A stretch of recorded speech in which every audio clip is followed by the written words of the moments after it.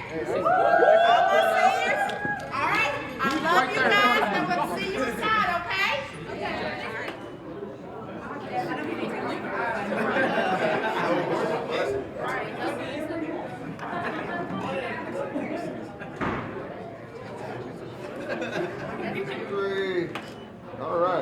All right, thank you all. Hey, don't move, don't move.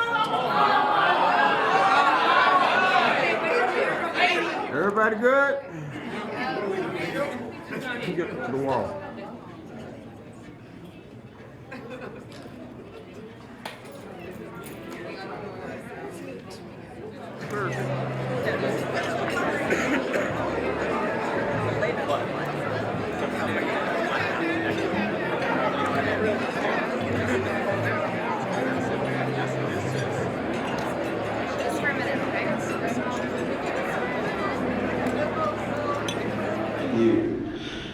You will make it succeed.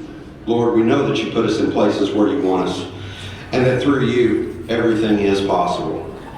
I ask you to continue to bless these achievers with a learning spirit, so they may constantly increase the skills that you have blessed upon them. Lord, continue to remind us that people are more important than projects, so we may succeed and make those around us successful as well.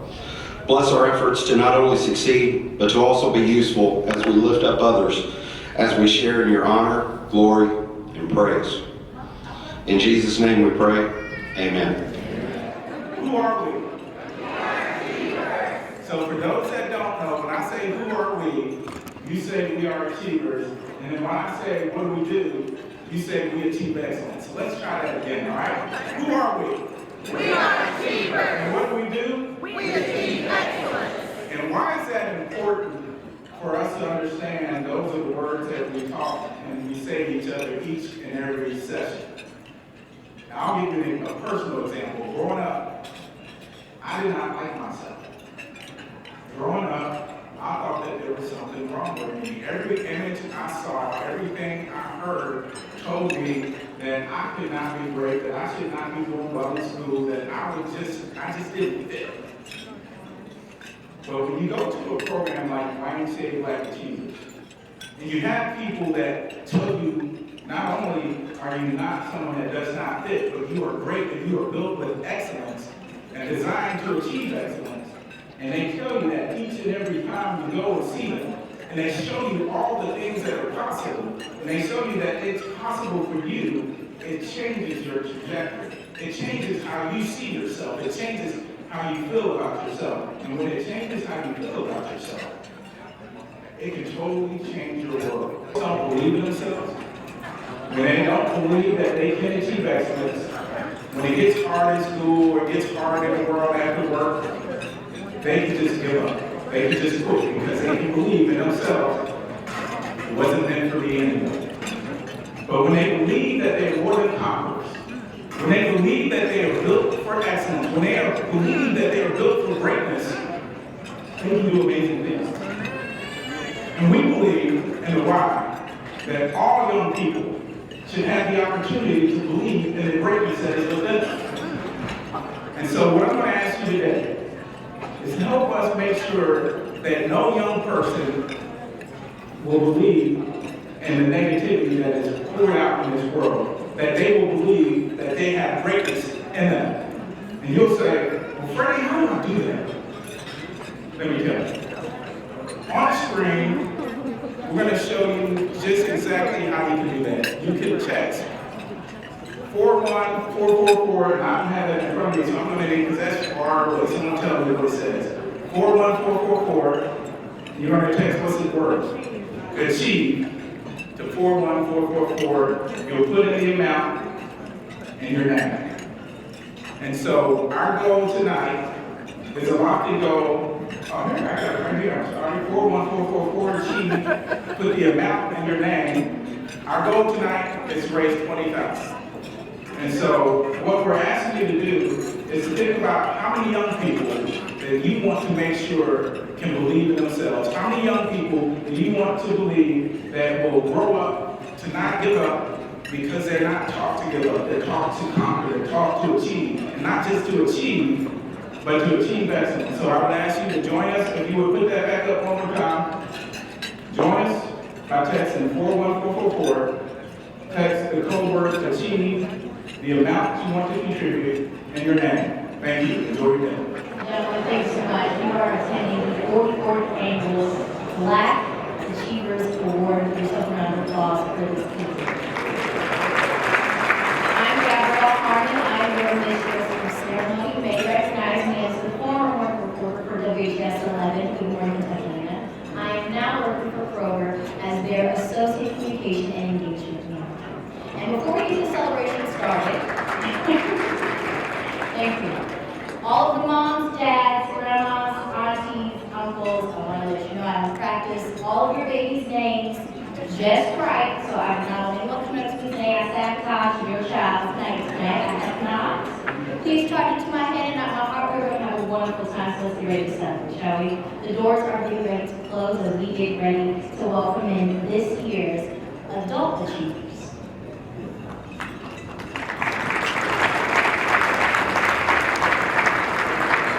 Before we do that, let's all actually stand and be ready to have the Black National Anthem play.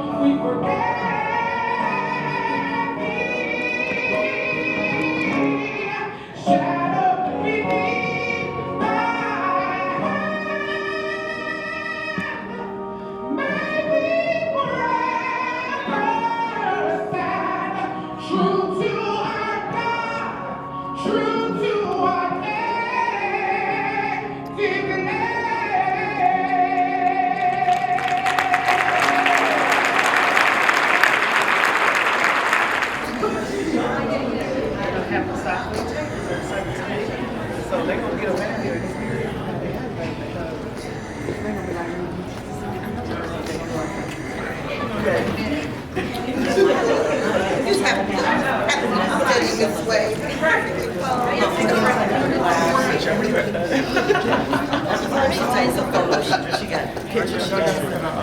Cheryl.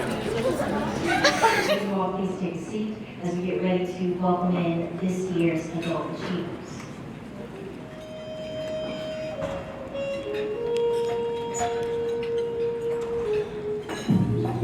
First, we have Marcus G.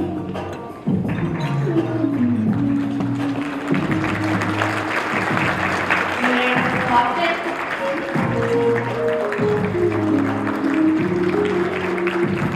Jenny Cummings. Jennifer Delavu. Lisa Ellis.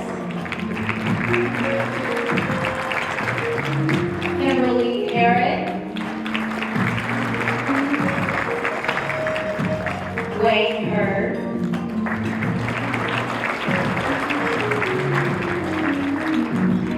Aaron Hester. Marie Holmes.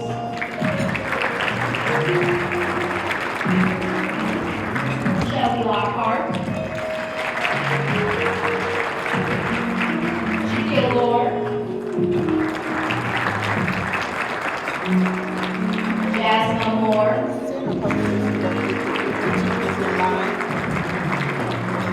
Justin Morris.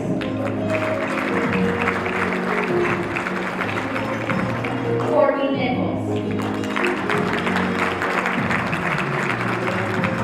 Demetrius Robertson. Nina Roberts.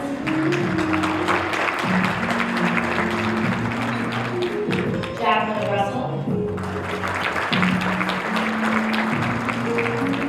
Felicia Short. Felicia Short. In fact, we want to take a moment to apologize for special recognition as she is not in this year's banquet book or the presentation, so here's her special moment to shine. Continue on to the next guest. Come on down. We do apologize, but the time is going on. We have Mr. Adolf, coming on down as well. He is Tyler. Joy Walker. And Nick Walker. Thank you all so much. These are your adult achievers.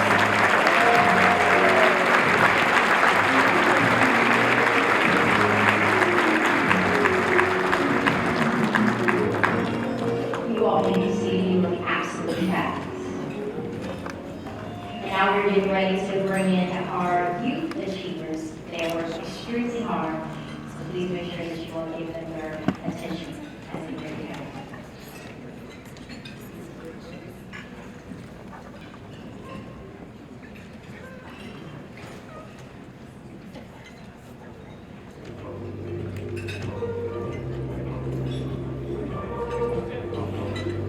And here they are, this year's youth achievers. Ladies and gentlemen, please give them a round of applause.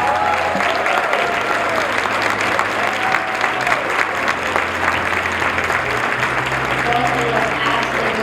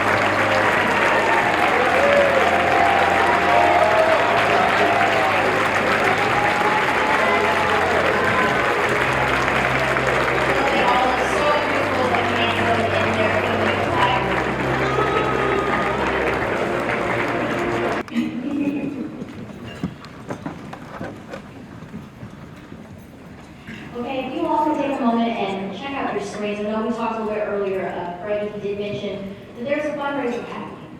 And without you all support, things that Young Black Achievers do for our students, for our kids, cannot continue on. I mean, this is an absolute beautiful night. So go ahead and take out your phones, keep going. That amount has continued to rise. We want to reach that $20,000 goal. All you have to do is text the number on your screen to make sure you put your name and your amount. It is absolutely vital that we do not leave here without actually contributing to what our future looks like, and that's with these kids here on the stage. Okay, so as we continue to move on, it's time to introduce our first youth achiever of the year finalist, Ayana Bivens. And she's actually going to be coming and she's going to be introducing and doing the welcome presentation. But there is an interesting fact about Ayana. She has participated in her school's marching band choreography for 4 years. And I'm sure she will be talking a bit more about what she plans to do in the future, but she has something very bright. She's a senior from Louisville Male High School. She plans to go to the University of Cincinnati. And she plans to be a physician assistant. And when she told me what her major is, I said, I didn't even know it existed. Go girl. So now let's welcome Ayana.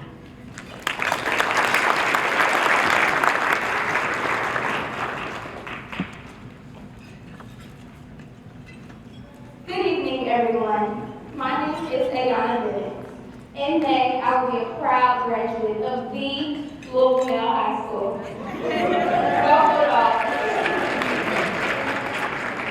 I plan to attend the University of Cincinnati this fall to pursue a degree in health science pre-physician assistant. It is my honor to welcome you to the 44th Annual Black Achievers Celebration. But first, I want to recognize all of the hard-working seniors on stage. We are proof that if you believe in your dreams and put forth the effort and commitment, you can accomplish your goals. However, there is no us without the support from our mentors here at Black Achievers. Their endless encouragement has kept the fires burning inside of us alive, so that we can now go out into the world and be an inspiration to others. To my fellow seniors on stage, as we embark on this new chapter of our lives, I challenge you to keep believing in your dreams, no matter what difficulties you may face, because we all know how easy it is to give up. Something that I like to remind myself of is nothing is impossible. Speaking in front of this audience today is something I could never imagine myself doing. But with the right support, I have overcome what seemed impossible. The theme of the evening is belief. Mary McLeod once said, "Believe in yourself, learn, and never stop wanting to build a better world." These encouraging words mean to understand that quitting is never an option and that you must persevere. Tonight, we celebrate the Black Achievers Program and their impact on our community for over 44 years. We can all agree that participation in this program has allowed us to become resilient leaders of tomorrow. After all, it takes a strong person to wake up early on Saturday morning. But doing it has exposed me to many different people, careers, and experiences. On behalf of my peers, I want to say thank you and joining us for this wonderful celebration of this organization. A tradition that we have here at Black Achievers is to sing Lift Every Voice and Sing, recite the 7 principles of Kwanzaa, and recite the Achievers Creed every time we meet. We do this to deepen the bond between each other as family. Tonight, I would like to share this tradition with you because we are now one family. At this time, I ask that everyone in the audience please stand and participate in reciting the Achievers Creed with some enthusiasm. Y'all can stand, it's okay.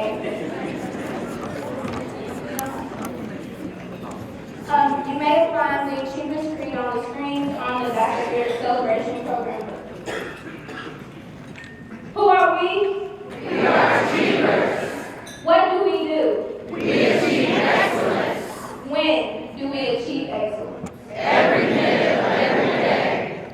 Why do we pursue excellence? Because we won't settle for less. Will we stop before we get there? No. Who are we? We are achievers. And what do we do? We achieve excellence.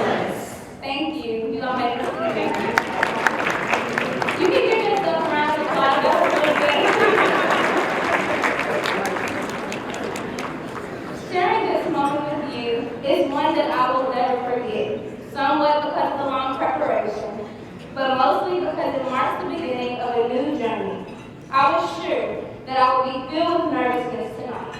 But standing here, I feel nothing but joy. Having a strong support system is essential for success, and it is clear that we have that. Tonight will be one to remember, and I am delighted to be the first to welcome you to the 44th Annual Black Achievers Celebration.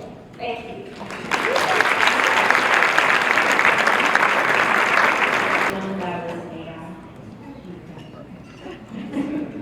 Okay, so now we're going to introduce a very special and important person to tonight's event. He is the president and CEO of YMCA Greater Louisville, Mr. Steve Turner.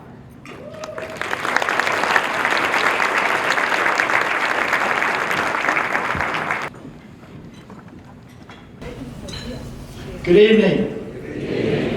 It's a pleasure to be here, and so I'm going to share my time with a friend and a sponsor of this event from the Louisville Water Company, the president and CEO. Due to some unfortunate current events that most of us have heard about, he's got a word of optimism and information that's very important that affects everybody in the room. Spencer Bruce. Thank you. So good evening. I am President and CEO of the Louisville Water Company, and we have been supporting the Black Achievers Program for several years now, and proud to do that and proud to be here tonight. I know that there has been information and a lot of concern about the water expressed on social media, and I just want to assure you that the water is absolutely safe to drink. We have been monitoring. Thank you. Absolutely. Let's clap. We have been monitoring this situation from day one. We've been working with the Ohio River Sanitation Commission.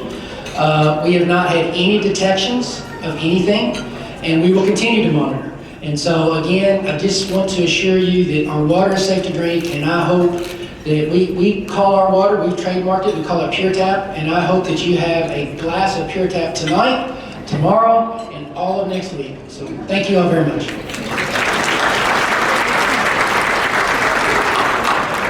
So, for my part, on behalf of Clean Water, the YMCA Board of Directors, chaired by Howard Holloman, who's also a 30-plus year volunteer to the Black Achievers Program. Howard, thank you for all our service.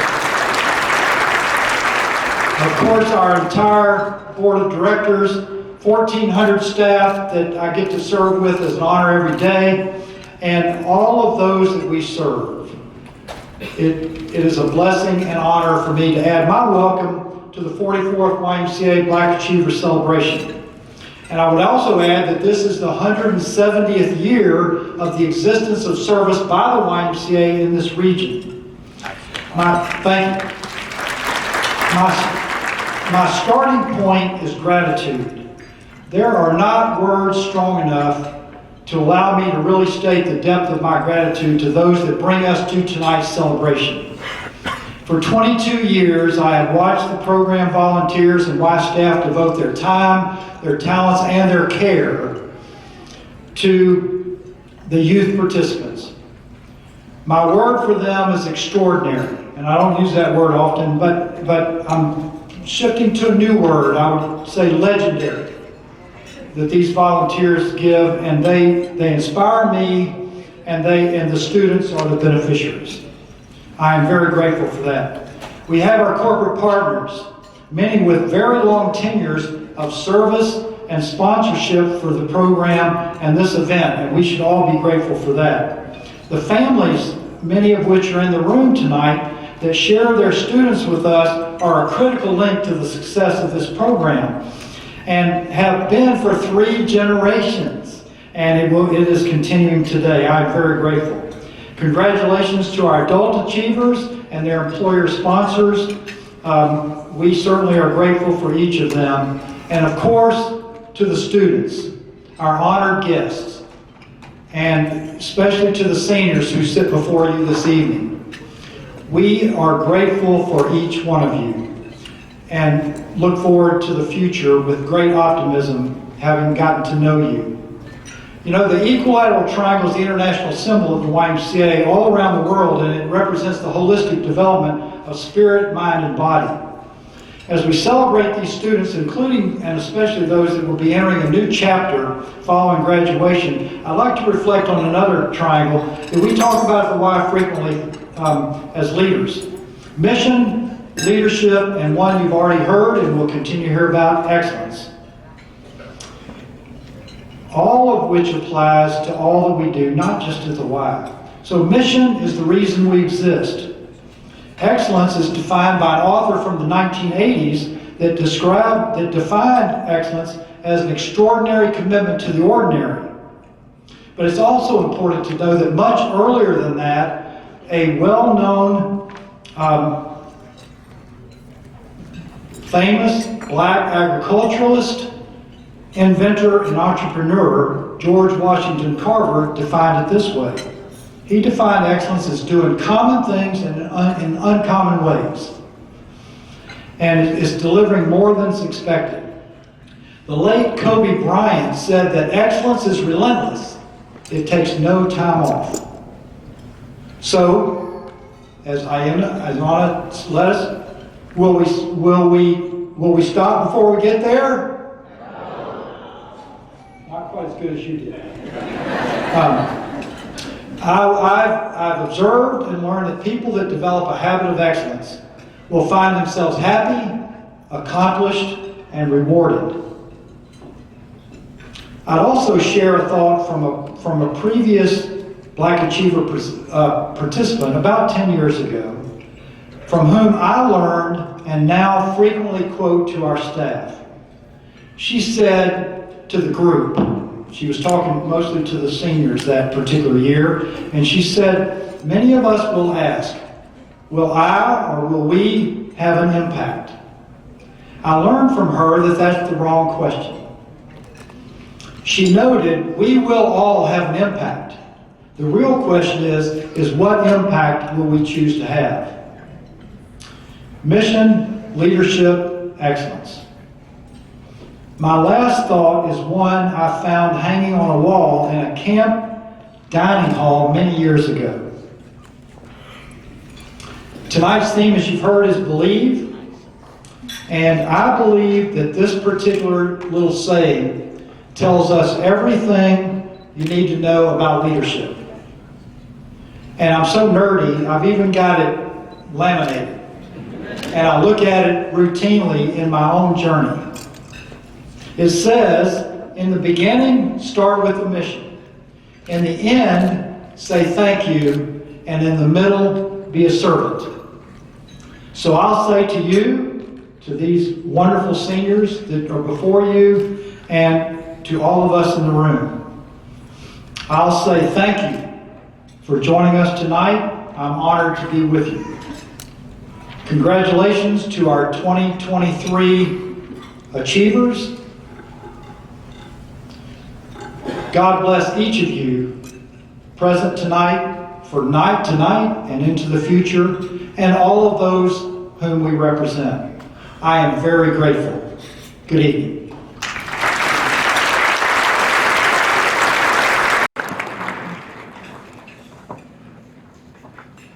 On with this amazing program, we're now getting ready to bring to the stage Miss Ava Young.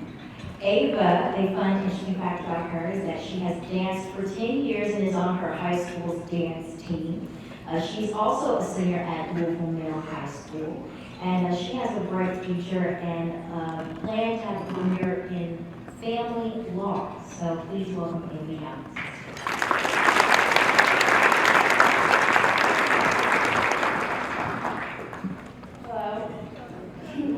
Good evening to my fellow Black Achievers, friends, family, and alumni. My name is Ava Young, and I'm a graduating senior at Louisville Middle High School.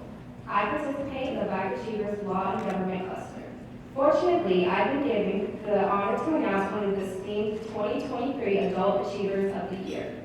Tonight, we will be celebrating a woman who is the embodiment of what Black Achievers represents, providing students with hands-on learning and enrichment opportunities in various professional areas, with resource tools and professional roadmap strategies to navigate towards opportunities for success in their career areas of interest. Now, this Black Achiever is not only an achiever, but an overachiever. This overachiever wears many hats, including being a certified public accountant and a chartered local management accountant. With an undergraduate Bachelor's of Science in Accounting degree and a Master's in Business Administration from the University of Kentucky, our overachiever began her career as an auditor in public accounting with Arthur Young & Company. Our overachiever has been named an outstanding CPA in government by the Kentucky Society of CPAs and inducted into the Halls of Fame for both the University of Kentucky's Gap College of Business and Economics and also local male high schools. She was also named one of the Chestnut Street YMCA Volunteers of the Year in 2020. Currently, Ms. First is retired and uses her time to expose young people to promising careers in accounting, finances, and other business-related fields. To that end, she's a member and volunteers with several organizations, such as the Kentucky Society of CPAs and our very own Chestnut Street YMCA Black Achievers Program, where she serves as the Business and Communications Cluster Leader and also was the virtual coordinator for the Bear Stock Market Game in 2020. Even in the midst of the COVID-19 pandemic, she continued to lead the Bear Stock Market Game program into its third year. In addition, she participates in endeavors to improve the overall community in which she lives. Our overachiever I've been bragging about is a parental figure I think we all wish we had grown up. Lucky for us, this inspiring and empowering role model isn't going anywhere as she continues to grow not only our community, but herself. Now, introducing our 2023 Adult Achiever of the Year, Ms. Kim Burse.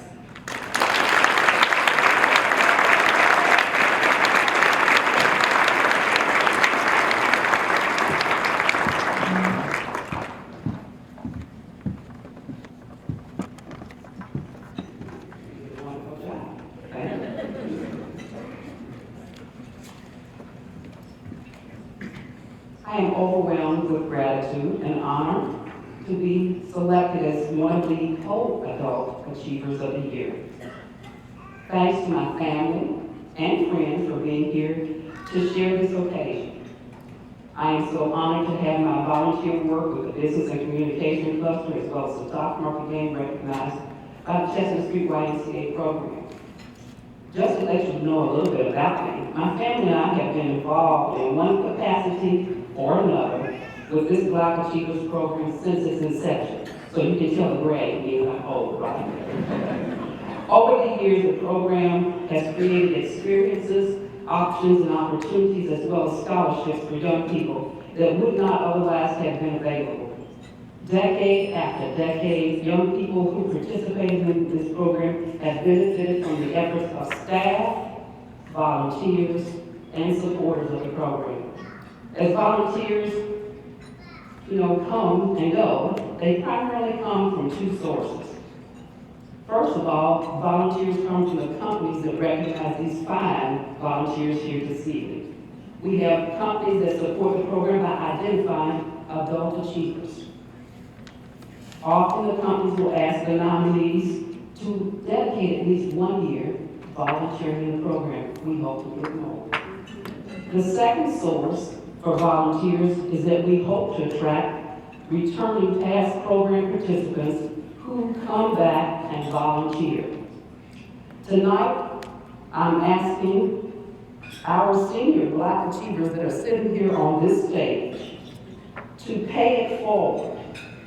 Specifically, I am asking that after you graduate from either a technical school, a trade training program, an apprenticeship with I guess it's the trades. Many people want to go to trades. They pay really well, you all. So many people want to go that route as well. And of course, those that get a college degree. After you have established your careers, don't forget about this program and what it gave to you. We need volunteers, and we have always had volunteers, but we need more. And why do we need more? The program grew exponentially last year. A lot of students. We need volunteers to help the students.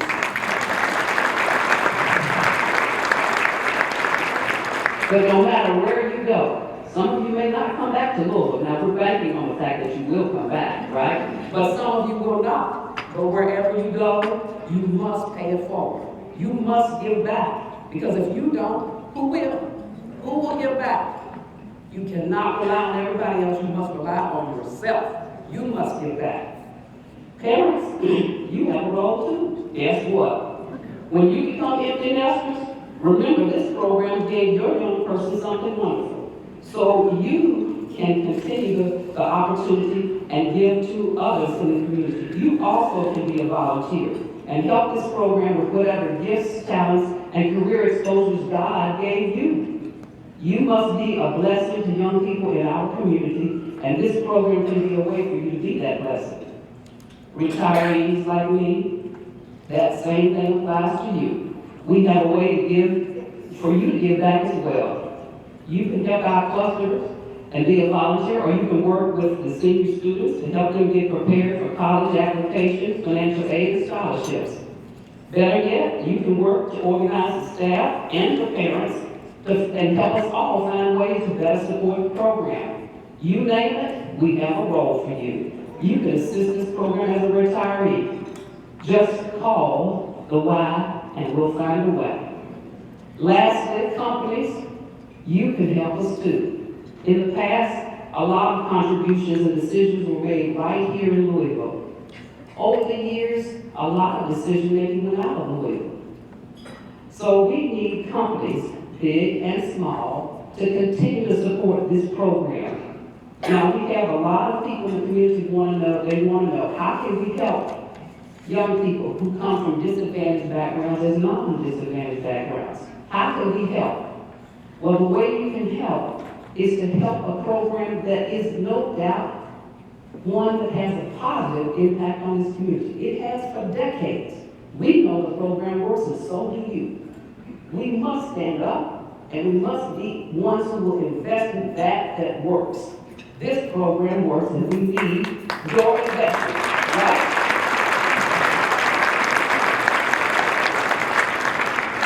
As I mentioned, the program is growing. That's a big, big plus. We need more volunteers, and we know that you understand that you're looking at the positive impact. It's right here on this stage. These young people are our impact. They are our future. We have invested in them, and we must continue to invest. As an Adult Achiever of the Year, I'm telling you, that's what I want to see happen. Okay? That's my message to you.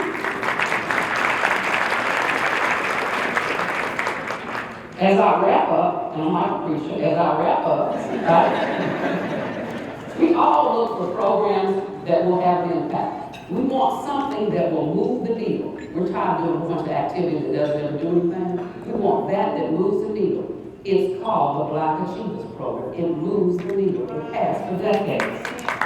The program works. So as a community, let's get to work and get the program more financially and volunteer stable so we can continue to keep adding more and more students. I am proud to be a volunteer. I'm proud for what the program has done and blessed me with. I want for you in this audience to experience the same feeling I have of being blessed. And the way you can do that is to find a way to help this program, whether you're a volunteer or a contributor. Understand that you will be blessed. Whether you're a volunteer or a contributor, please, please strive to have the same feeling that I have, and you will be blessed. Thank you. Continues the needle on the fundraiser that we're having tonight. I don't know what else will. So you go ahead and put that back up. Listen, where we're at right now. You see that we have a goal for 20,000. So let's move the needle. Let's continue on having this amazing program continue to thrive in our community. Okay, as we continue to move on, we're going to introduce another youth achiever, Nkechi Esther Uche. I got her? Okay, all right. She is a part of the Health and Medical Cluster. And an interesting fact about her is that she grew up in Nigeria and came to the U.S. when she was 7 years old. And she says that no matter how long she has been in the U.S., she still is not used to the cold weather. None of us are. None of us are. Okay, so come on up.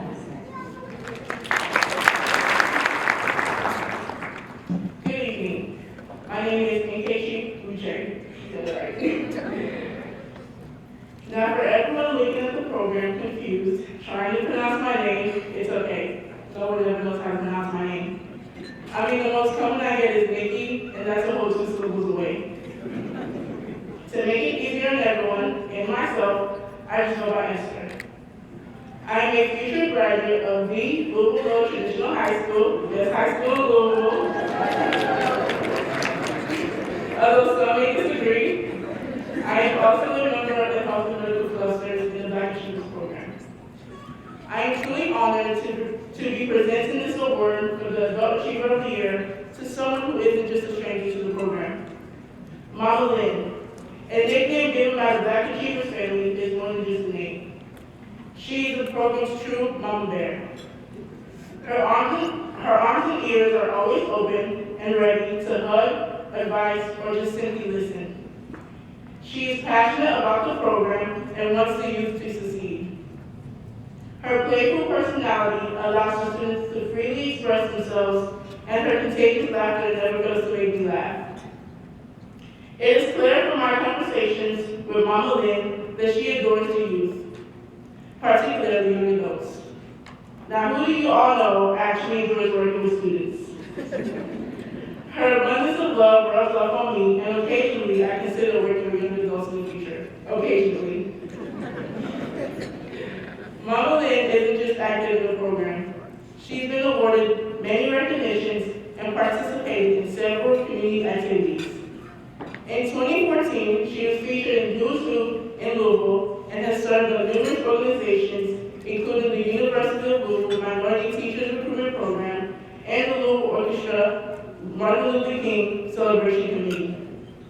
Additionally, she's a 1971 graduate of Central High School and serves as a class alumni president.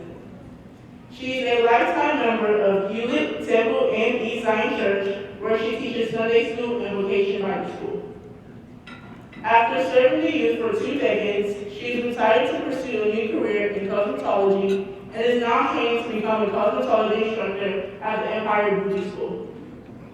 She has decided to chase her dreams and encourages other stylists to do the same by getting her instructor license this year in May. So get your appointments in early, because now that the word is out, she may start getting booked. Everyone, please join me in recognizing our Adult Achiever of the Year and our Mama Bear, Ms. Lynn Johnson.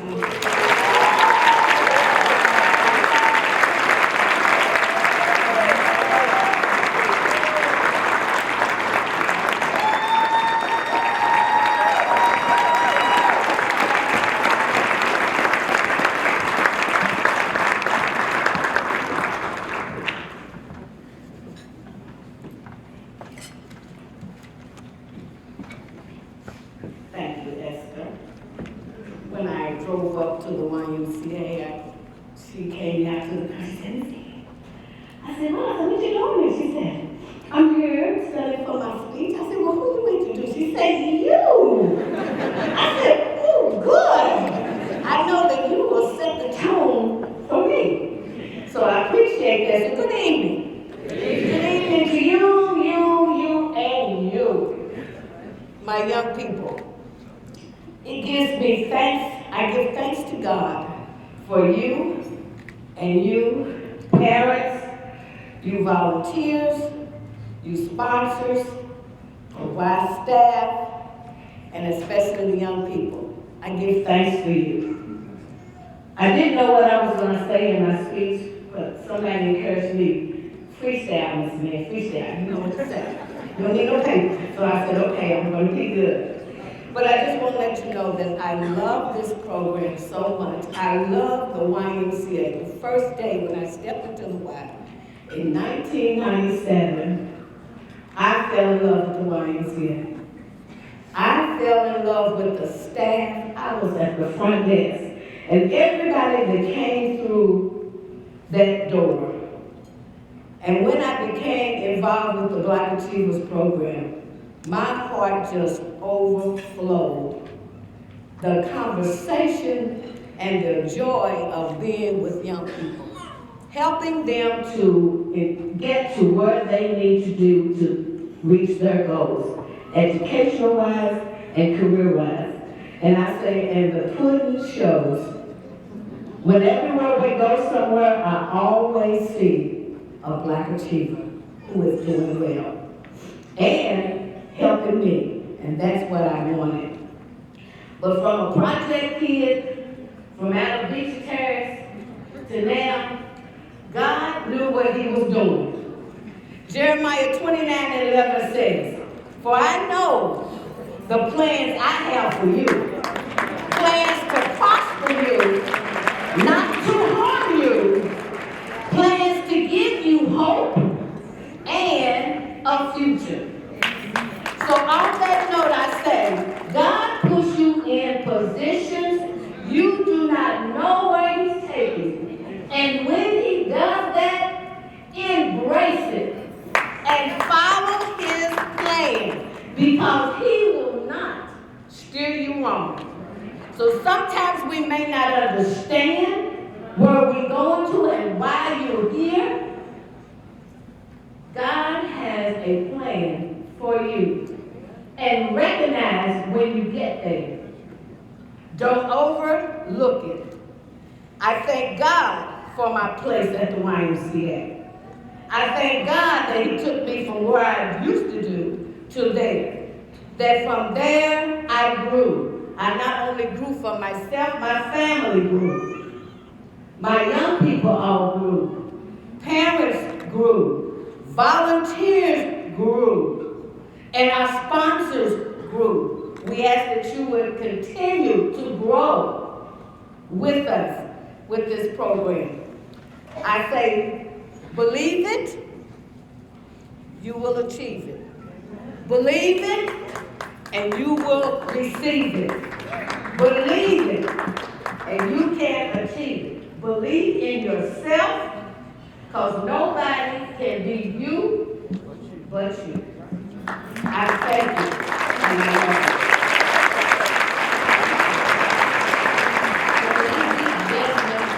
I need that because there's amazingness that's going on in this room. As we were to introduce our next person, her name is Kenya Maki. You may remember her as last year's Youth Achiever of the Year. I actually had the pleasure of telling her story when I was a reporter. So having this full circle moment is very exciting. A little bit of information about Kenya. She is now at Illinois State University, and she is studying communications, science, and disorders, and her career is speech pathology. Please welcome Kenya Maki. Good to be back. How y'all doing? Y'all doing all right? Just want to do a quick check-in. Y'all good? Yeah. All right, let's get started.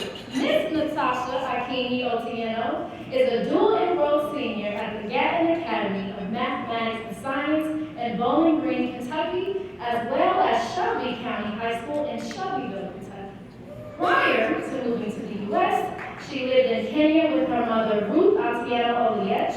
Since moving here, she has lived with her father, Enoch Olo, her bonus mother, Kendra Olo, and her three brothers, Ian, Quincy, and Barca Olo.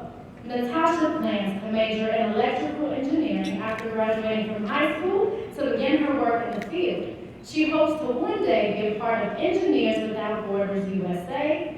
In pursuit of her career, she has been a part of numerous research projects, including the Genome Discovery and Exploration Program at Western Kentucky University, and the National Science Foundation's research for the undergraduate program at the University of Kentucky. She has been involved in numerous clubs and organizations, and along the way, built herself up to serve in a few leadership roles, including her co-presidency of Project Unite, co-presidency in Gatton's chapter of Women in STEM, a Gatton Avatar, an Engine Volunteer, and a member of the National Honor Society, Young Leaders Institute, and Teen Court. Natasha loves celebrating and learning about a variety of different cultures, mainly through food and language. She hopes to expand the messages of the organizations she leads, like Women in STEM and Project Unite, which work to promote diversity and cultural awareness in society and the workforce, to minimize misinformation and spread cultural awareness. Natasha wants to increase the number of women in STEM professions, especially those in the engineering field, by connecting young students with mentors and exposure to the field through their middle and high school years. She believes it is important that young ladies have representation in every field so that they know that their dreams are possible. Alongside her academic extracurriculars and passions, Natasha also enjoys digital art, reading, eating desserts, and spending time with her family. She credits her determination, love of community, and independence provided her with diverse perspectives, compassion, and a love for education. Her family's support has shown her that she can accomplish anything she puts her mind to. She is thankful to God for being her guide and support through life and for opening new doors filled with endless opportunities. Everyone, please join me in sharing a love and hot welcome to the 2023 YMCA Youth Black Achiever of the Year, the Miss Natasha Akini Otieno.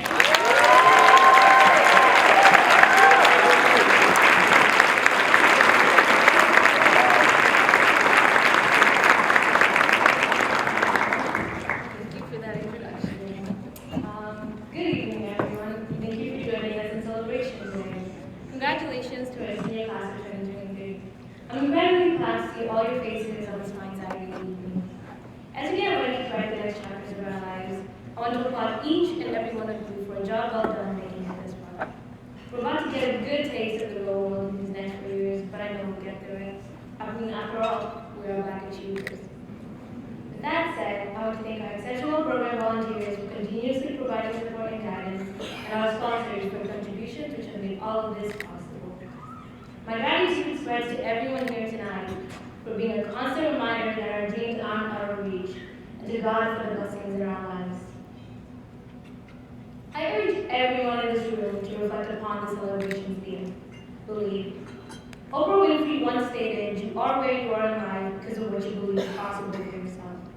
Tonight, and for the rest of your lives, I want to encourage all of you to believe in yourselves, in your potential, in your dreams, and in who you are. There's a proverb in Swahili that goes, "Kila ndege huruka na mabawa zake," which means every bird flies with its own wings. This is the story of my flight. I was born and raised in Kenya until my move to the U.S. at the age of 8. I struggled immensely with culture shock, making it very hard to learn and make friends. Everything here was different, from the language to the educational system and all the way to the food. And let me just tell you, you don't know good food until you try Kenyan food. I miss the vibrant Kenyan cities filled with culture and traditions and the comfort of home. Most of all, I miss the family I left behind. With tremendous support, I came to the realization that this move opened up a multitude of opportunities for new friends, family, and education. During my middle school and early high school years, I wanted to use these new opportunities to build the future of my dreams. I was motivated by a love for science and a passion for medicine. Because of this, I wanted to make nothing less than the best grades I could. And so I worked hard in every class I enrolled in and always took the most difficult classes I was able to. For the most part, my hard work paid off. With every A I received on my report cards, my self-esteem grew. Over time, I came to realize that this little trade-off between my self-esteem and my grades would earn me a good old-fashioned life lesson. It began when I received my December ACT results. The ACT, for those who don't know it, is an exam that I would very much never like to take again. I would be very happy. I spent a lot of my afternoon studying for it, and when I got my disappointing results, my confidence paid the price. I retook it multiple times hoping that number will go up, and again, my confidence suffered. At this point, I did not believe that I could improve. This was during the time I was applying for the Gatlin Academy of Mathematics and Science, a STEM-focused residential high school located on Western Kentucky University's campus. I remember meeting another applicant who had a perfect score of 36. Hearing that number, I lost hope and started questioning whether I should be right or applying. Thankfully, my parents believed in me and encouraged me to keep going. Because of their constant encouragement and support, I received a gap acceptance. Yet I still felt like I didn't belong. I was surrounded by geniuses and bright young minds, and here I was barely holding up in computer science. I received my first ever failing grade, and my confidence reached an all-time low. I stopped chasing the many opportunities Gatlin would provide, and questioned whether I could succeed in the medical field. I even doubted my place in the school and whether I was deserving of such a position when there were so many others more capable. This doubt made me forget who I was and how far I've come. I forgot that I was the 8-year-old girl who had to be strong and mighty when she traveled to the United States by herself. I forgot all the effort it took to adjust to a new culture with new expectations. I forgot how hard it was to step out of my comfort zone and use my voice to stand up for what I believe in. I forgot the pure determination and empowerment I felt marching through the streets with signs held up high, protesting the injustices my community faced. Yeah, I did that, and it was about time I remembered it. I was blinded by these temporary challenges and forgot that I was a fighter, that it was my own resilience and hope for my future that drove my passions. And so I promised myself that I would not forget again. I owed it to my parents, my community, and myself to keep fighting. After all this effort, it felt unfair to close myself off to opportunities just because of a small setback. I worked harder for my dreams, going out of my way to find new opportunities and build up my self-confidence. When I started believing in myself, I was able to complete undergraduate level research.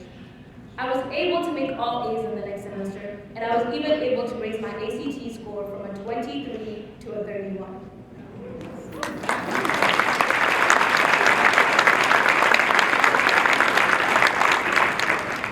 More importantly, it was through this experience that I learned that I was not defined by my grades, that I was not defined by the obstacles in my life, nor was I defined by society and its expectations. It is because I believed in myself that I finally spread my wings and flew. If it is good to learn from other people's mistakes, then I ask you to learn from mine. I know sometimes we find ourselves measuring our worth and success based on a letter on our report card, or a score we get on an exam, or even the jobs we have. These short-term obstacles would not matter in the long run. They do not define us. At some point in our lives, we will look back and we will see that it was our own perseverance that got us to where we are. Success is different for everybody, but one thing is for sure. The only way to achieve it is by believing you are able to. Because you, and only you, can define your value. The most successful people in my life are those who choose to help others with their time. Just like my family, just like Daphne and its community, and just like this program and its volunteers. They have taught me that with the faith you have in yourself, you can accomplish great things in your life. Thus, I want to thank my family for joining me here today and supporting me just as they have throughout all my life. Their love flows from wherever they are, all the way from Kenya to the U.S., and follows me everywhere I go. I also want to thank the Black Achievers Program for being such a beneficial part of my journey. I entered this program in my middle school years, a time where I was trying to figure out who I was. Growing up in a predominantly white environment, I often felt distant from my community. Black Achievers helped close that societal gap and connected me to talented peers, as you can see, with hopes and dreams similar to mine. This program gave me the resources to chase these dreams and discover new passions. For that, I am eternally grateful. Again, thank you for all the support and guidance you've provided, and let's show the world what Black Achievers can accomplish.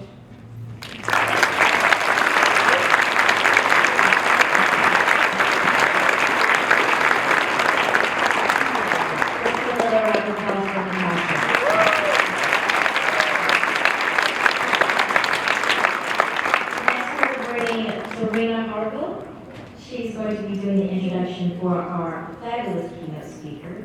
A little bit about Serena. She has been a cheerleader for 13 years and enjoys baking, and she's a senior from Butler Traditional High School. Please welcome her.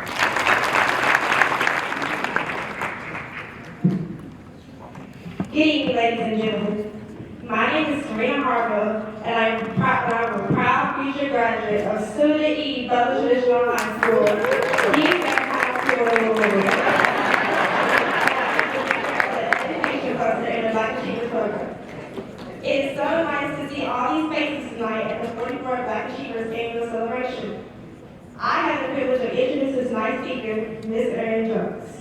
It is a great honor because I, like Ms. Jones, want to be an educator in the future. Ms. Erin Jones has impacted many lives in many different ways. She has taught in many different places with diverse communities for 30 years. In 2007, she received an award for being the most innovative foreign language teacher. In 2013, she was invited to the White House to receive recognition as the champion of change. And you wouldn't believe who was president at the time. The 44th President of the United States, President Barack Obama.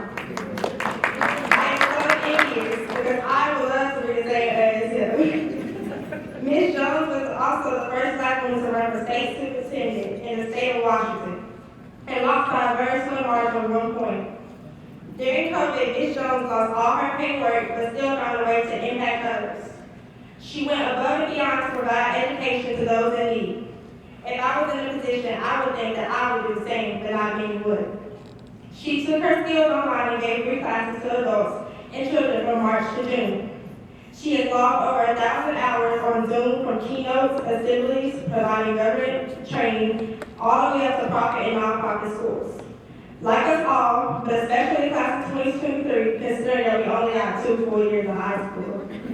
We struggled during these times, but Ms. Jones continued to make a difference, just like we did. Ms. Jones engaged in all the racial and political conflicts in the United States, which helped her become the amazing speaker she is today. In 2021, she published a book titled, Bridges to Your Us, Stories and Strategies for Racial Healing. And I hope I'll be the first in line to get one after the program. Make sure I go. The best way to describe Ms. Jones is strong, understanding, and a simple one. Her passion and drive to help others is undeniably there. It is my honor and privilege to introduce tonight's speaker, Ms. Erin Jones.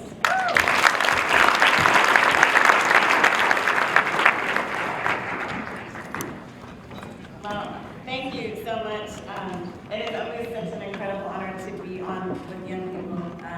I've actually been doing this work for 32 years now. It's a little scary. That means I'm old. That's what that means. I refuse to get old though. I refuse. But young people are what give me fire. So I got to hang out with them a little bit this morning, and they are incredible, amazing. If you've not met one of them that you're not related to, please introduce yourself afterwards. I want to thank the YMCA. The YMCA was actually my very first job out of college, and they believed in me at a time when I don't know that I believed in me very much. And I ran YMCA camps, day camps in South Bend, Indiana, and then I would go on to Tacoma, Washington, where I was the first woman to run the late night basketball program with all guys. But y'all, I can hold it down no. I'm not intimidated. The best guy out there, I will take him to the hole and shut that down. Not to be called like this basketball player, but I'm a baller, y'all. 40 years. I get to call myself a baller when he played for 40 years. With Dr. J and Gary Payton and yeah. I don't play anymore though, so don't test me. I already had a couple men come up and test me today. I don't know what it is about men over 30 that want to test me. Real talk now. I can kick your butt and you can say the 51-year-old lady kicks your butt. Or you can kick my butt and tell everybody you just beat a 51-year-old lady that's There's no good way that story turns out, okay? So just don't do it, just don't do it. You may feel tempted, don't do it. High school boys don't do it either. I go and do something and kids are always like, I'm gonna take you one-on-one. I said, there's no way this turns out well for you. So we're just gonna. Anyway, I thank you, though, YMCA. Thank you so much. And I've devoted the last 32 years of working with Black children in particular. And that's really important to me.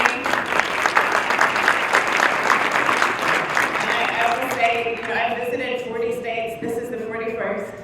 That's my first time in Kentucky. Where I live in Washington State, people are always like, Washington, D.C.? No, the other way, the other corner of the country. And there are Black people there. No, we're only 6% of the population, though, so this is the most Black people I've ever been around. That's not really true, but in Washington State, we do not have this many Black people in one ballroom. It just would not happen, so this is giving me some life today. I need to sit up here and just watch, just so you a little bit. But I just wanted to say I'm so grateful. I'm grateful to the volunteers. I have been volunteering with young people for the last 32 years. This is something that is really important to me. I was a paid classroom teacher, but even during that time, my husband was a youth pastor. I volunteered with him. I coached basketball for girls and boys for a long time. But tonight, I really want us to think about believe is the theme of tonight. And I hope that by the end of my speech, you will believe that anything is possible for you. That's for the young people, but it's also for those of y'all out there who are over 50. I hope you will all walk away from tonight believing that you can do more than you thought you could do when you walked in today. But there are 3 words that I saw on the flyer for the Black Achievers that I really want to hone in on tonight. And I love 3, so I love that there were 3 words. And I just want to focus on those for a second. Dream, explore, achieve. And that's what these young people have been doing all year. And those words absolutely resonate for me because those are 3 words that my parents instilled in me as a young person. I already have shared my age. Usually people don't want to share their age, but my age is important because history is important. I was born June 3rd, 1971, out of the body of a white woman. Now obviously my daddy was not white because this, is me. Okay, it's natural. I literally had someone ask me when I checked in the other night, is that yours? Yes, it's mine. It's attached to my head. It's not a wig, it's all me. But my mother was a white woman, my father was a black man in the city of St. Paul, Minnesota. 1971. My mother would be forced to leave me in that hospital. Because even though it was legal in Minnesota for a black man and a white woman to be together, it was absolutely unacceptable to her family. And so my mother, the day she delivered me, would leave me in that hospital and walk away and never come back. On my birth certificate today, for the name of my mother, it says Norwegian woman. For the name of my father, Negro man. On my today birth certificate. I'm sure a lot of people, the day that I was born in that hospital, wrote me off. Nothing good could come out of this kid. Here's another step on the government. I happen to be a person of faith. And here's what would happen when I was 3 months old in foster care. This white couple dreamed, explore, achieve. This white couple had a dream. We want to adopt babies that nobody wants. And so they showed up to the Children's Home Society and they asked the director, who are the babies nobody wants? That's who we want to adopt. And the director said right away, black babies, nobody's going to adopt them. Do you know in Minnesota today, it is no different than it was in 1971. 80% of black babies will never be adopted. No different today than it was in 1971. And my father tells the story of walking through the nursery that day and seeing my crib and saying, she's the one we want. Y'all, I was chosen by a family. I don't see myself as rejected.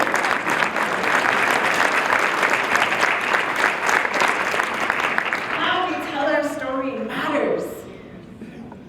I do not tell my story as someone who was rejected. I was chosen by a family. Now I know that not all adoptions are good. I absolutely acknowledge that, and I will say my parents are the most incredible people I know. Do you know the day they formally adopted me, they were disowned by both sides of their good Christian families? But my dad was the most courageous human that I've ever met. Now, he's also the nerdiest math teacher you will ever meet. If you're over 50, y'all, he carried a pocket protector into the 90s. Students, you have no idea, just trust me, capital N nerds, my dad. But my dad, on my first Christmas, I was about to be 7 months old, decided I'm going to take her home to my family and they will love her. And he did, he combed my hair out with the white people comb. I'm not segregated, it's because they would comb my hair out with the white people comb, way too long. But he would bring me to meet his family. And my grandfather took one look at me and said, she's beautiful, how could we not love her? And he would accept me into the Adamson family. And what's really beautiful about the Adamson family, we are all 6 feet tall or taller, we are all basketball players, we are all teachers, and we all live the same. And I was an accident. I was chosen to be part of the right family. Now, unfortunately, my mom's side of the family was not as Mormon present. And so my mother would never take us to meet her side of the family. When I was 4 years old, we were living in a place called Stillwater, Minnesota, right on the border of Wisconsin. And I went to my very first birthday party. And this little girl, I was the only brown person in our entire county at the time. County. Me. And this little white girl put her arm next to mine and she said, Erin, how come you're always dirty? Why doesn't your mother ever give you a bath? Now that sounds racist, but I want to offer to you, there's a difference between ignorance and racism. And that little girl had never seen a black person before. But guess what? I was also ignorant because I ran to her bathroom that day. Because I realized that maybe I just don't have the right soap at my house. And I'm trying to scrub the brown off my skin. And I leave that birthday party in tears. And my father realizes that day, it's time to explore. Remember I said dream, explore, achieve. My dad And he would come home just months later, right after I turned 5 years old, and announce to our house, "We're moving to the Netherlands." Not Chicago, not Atlanta, not New York, not LA. We're moving to the Netherlands now. I want you to imagine a 5-year-old hearing Netherlands. I was like, "Peter Pan, yes!" Netherlands, here we come. My dad said, "No, not Netherlands. The Netherlands, it's a country across the ocean." Y'all, I lived in Minnesota. Across an ocean. I'm 5 years old. I don't know what an ocean is. I don't know what a country is. And my dad, because he's nerdy and he loves the library, decided to go to the public library and get the only movie he could find on the Netherlands. And what should you always do before you show a movie to small children? Watch it. Always watch it. My father did not watch the movie. And it turns out this movie, the only movie in the entire state of Minnesota about the Netherlands, because the Netherlands, y'all, is small. It's 2 hours from one side to the other. They're not allowed to say about the Netherlands. So this movie is about the dike breaking. If you don't know what a dike is, the Netherlands means low country. The Atlantic Ocean is here. The land is here. There's a dike, a wall, that goes around the entire country that is supposed to hold the ocean from the land, except in this movie it's about the dike breaking. And so all I can remember, and my husband has actually found the original video, so I thought I maybe might have imagined this, but no, there's a real movie out there about the dike breaking. Imagine watching the first 10 seconds of a movie about the country you're going to, and there's a storm, and the wall breaks, and suddenly the ocean has taken over the country, and there are cows swimming in the ocean, and people screaming out, and this is the country we're moving to. I was traumatized. Every time it rains, and it rains a lot in the Netherlands, I thought we were gonna die today. Okay. But my dad had a dream of something better for me. And he was willing to explore, and because he was willing to explore, he took a job at the United Nations School, which today is one of the best schools in the world.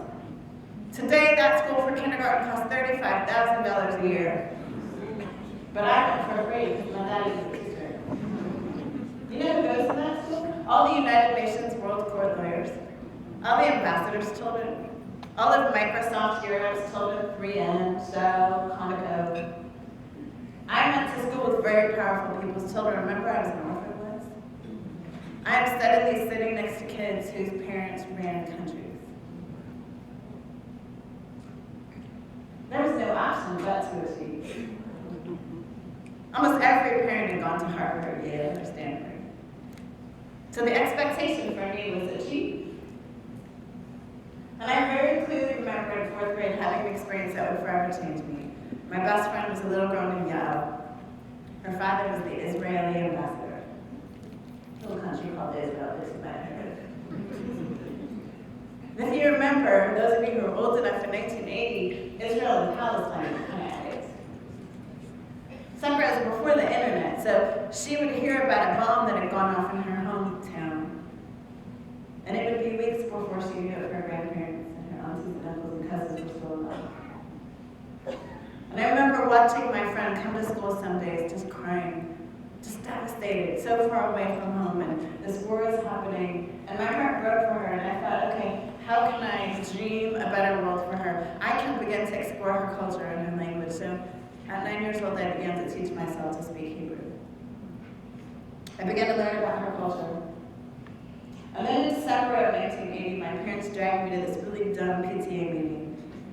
That's the danger of being a teacher's kid, getting dragged to all the teacher meetings. And I brought a book and I was just going to sit at the back.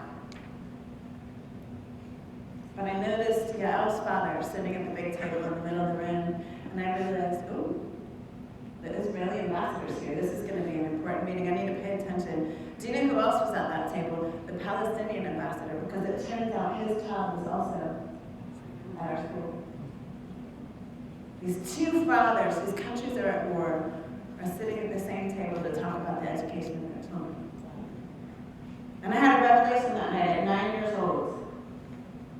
Where are the students at? Where are the elementary and middle school students at? Where are the black students at back there? I see y'all. I'm talking to y'all back there. I want you to hear me, okay? Because sometimes, oh, I see you, man, hear me. Sometimes we think you gotta be older to make a difference. I had a revelation that day at 9 years old. If these dads can sit together and talk about education, I bet I can get them to talk about peace. But I probably should learn to speak Arabic too. Y'all have began to learn Arabic. And then in February of 1981, we got a call from the president of Egypt, Anwar Sadat. His country was in the middle of a civil war, and his wife had a dream one night that maybe if we could just talk to little kids about peace, we could stop war around the world. And she had this vision of doing an assembly. She had a friend, this guy named John Denver, who was kind of a good singer. She said, I'm going to bring my friend John Denver, and he'll sing with the choir of a school, and then I'll share my story, and we'll invite some of the best kids to have lunch with us afterwards, and we're just going to convince kids to commit to peace. And the president, Mr. Sadat, called our school and said, can we test out the assembly at the United Nations? And what are you going to say as a principal? No to the president of Egypt? That wasn't happening. And so we would get a visit from Mrs. Sadat and John Denver when I was 9 years old. And he would sing, leaving on a jet plane with us. I had no idea what that meant at the time. And then we listened to Mrs. Sadat, and afterwards she asked the 4th grade teachers, who were the 3 children most likely to change the world? John and I would like to have them for lunch. And guess who got changed? It's this one.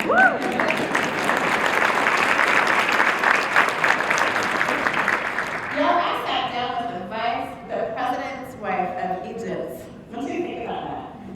Africa. At 9 years old, I got to have lunch with the president's wife of the country of Egypt. And she would ask us that day, how are we going to change the world? And I raised my hand. Now, I have taught 4th grade before, so 4th graders like some TikTok videos, and they love to play video games, and they love to watch anime. And y'all know 4th graders. Y'all know 4th graders. They're not typically thinking about solving the world's problems, but I was like, I am going to bring peace to the Middle East.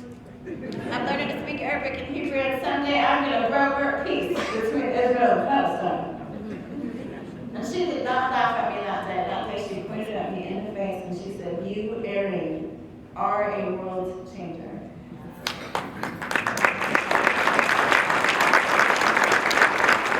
Students back, I need you to raise your hands again. Y'all in the corner, raise your hands. Y'all are world changers. Y'all are world changers right now. Students right here. Y'all are world changers. World changers right here. I learned that day the power of our words. The power of the words of adults. The words that we speak as adults into the lives of these young people absolutely matter. We can speak life or death into them. And so I dare you tonight to speak life into the young people around you. I want to close by reading a poem that I wrote for my book. I did not expect to write this book, but I live in a community where when George Floyd was murdered, folks lost their minds and began to respond in ways that were just gross to me. Just kind of gross. And it was really heartbreaking to watch some of my white family respond in ways that were really unhealthy. Some of my white church brothers and sisters responded in ways that were really unhealthy. And in the pain of that, one of the things I promised God when I was 19 years old is that I will use every hurtful, every harmful thing that happens to me, I will use it for the healing of others. So, as I watched my mom's brother and sister, by the way, my grandmother would call me the N-word until I was 30. My mom's mom. It took trying out for 2 WNBA teams and playing in Mexico City before my cousins decided we probably should make this right. She would apologize to me at 86 years old. And I would fly all the way to Minnesota to see her from Seattle. And my grandmother, when I was 30 and she was 86, would apologize for how she treated me. And I received that apology, and I made a promise that day when she apologized to me, and she said, you know, your grandfather, you were the favorite of all the grandchildren, but we just didn't know how to tell you. I made a promise that day, I will be the healing balm for our family and for others. And when I watched our country be ripped apart in response to George Floyd, I decided to write a book. It's my story, but it's also encouragement to others. You can't just sit on the sidelines at this point. We can either be part of the problem or part of the solution. But this is a poem that I wrote long before I knew I'd have a book. It's called Sisterhood, but I think you all will hear yourselves in it. I hope you will. I want to be the me I didn't have as a girl. I want you to love your hair and your skin and your curves and your height or lack thereof. I want you to know you are smart enough and pretty enough, strong enough. I want you to know it's okay to not fit in because the girls who say they do are really just pretending. I want to be the me I didn't have as a young adult. I want you to know you don't need a man. I want you to know you don't have to know where you will be 20 years from now. I want you to know the stakes are part of the journey. I want to be the me I didn't have as an executive. I want you to know your voice matters. I want you to know you belong there. I want you to embrace opportunities to learn from other great leaders. I want to be the me I didn't have as a politician. I want you to know that you can be your full self, even if they say it will cost you the election. I want you to be the author of your own story. I want you to maintain your integrity because you'll have to live with yourself afterwards, win or lose. I want to be the me I didn't have, so you can be the you were meant to be. Believe in yourself. Believe in anything.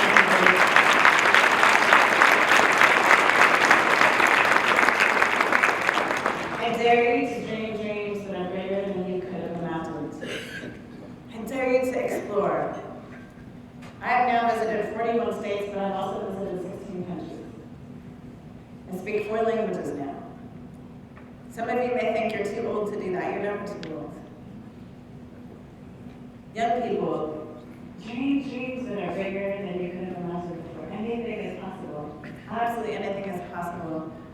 And achieve excellence. The last thing I will say, and I tell my students this all the time, one of the things I've learned as a 4th grader is that being average is easy. All average requires is that you show up. That's all it requires. You just show up. Just show up, do time, sit in a chair, show up on the basketball court, show up in the choir room. Being great is a choice. It's not about where you're born, it's not about who you're born to, it's not about how much skill and talent you have. It's about how you choose to use that skill and talent and opportunity. Every single one of us can be great. Choose that. Thank you.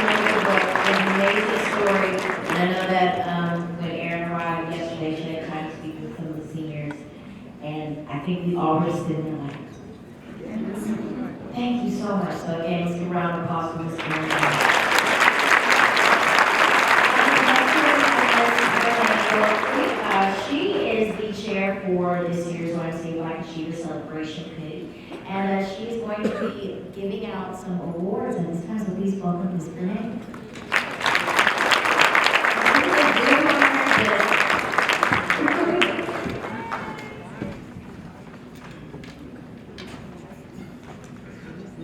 Good evening.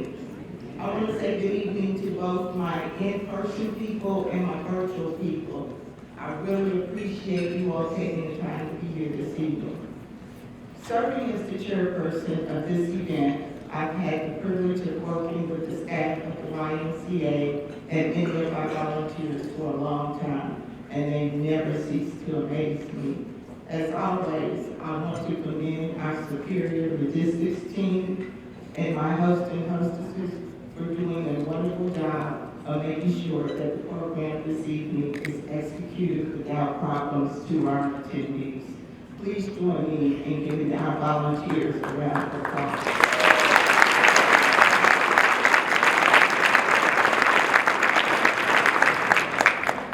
Being a longtime volunteer with the Black Achievers Program gives me an opportunity to connect with an exceptional group of young people, and it is so rewarding for me to see them grow and become extraordinary and impactful adults. To the local community, and some have made an impact nationally and abroad. The youth of the program are awesome. To our sponsors, we could not do this work without you. Thank you for your continuous support, which enables the Chestnut Street YMCA Black Achievers Program to provide state-of-the-art opportunities to our youth. Despite these times of continued social unrest and COVID-19 pandemic, your contributions help to nurture racial equity throughout educational achievement. Throughout the evening, we have been showing the logos of our program sponsors. They are also listed in your program book. We would like to say thank you again for your continued support. At this time, I'd like for you to turn your attention to screens for a special video presentation highlighting corporate sponsors and their adult achievers.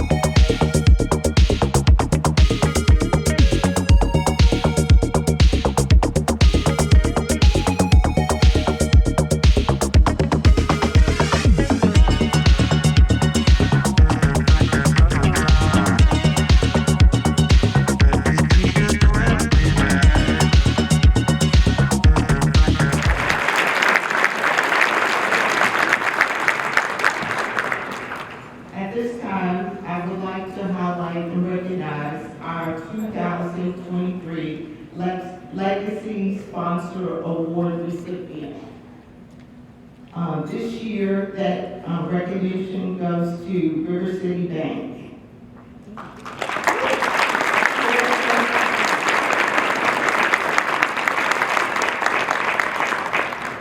Mr. Floyd Smith has been a faithful volunteer and contributor to this program, and River City Bank continues to be a supporter of the program. They have supported the program for over 2 decades. Your generous support is priceless, and we appreciate your partnership that helps us to assure that the youth and program has an opportunity to enhance their lives through education. Thank you again. We really appreciate it. Next, our Black Achiever family would also like to give recognition to the life and memory of William Bill Bryant Day program to serve African American youth. Mr. Gatewood passed earlier this year, but the impact from his work continues. Thank you to our legacy sponsor award and Mr. Gatewood for all the support these past 44 years. The Black Achievers family appreciate all of our sponsors and supporters for all that they do. Please join me in giving another round of applause.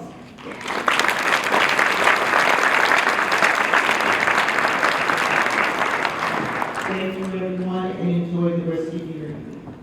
Right now, feeling good, we're all still here, we're all still awake, I think we've had a wonderful time so far.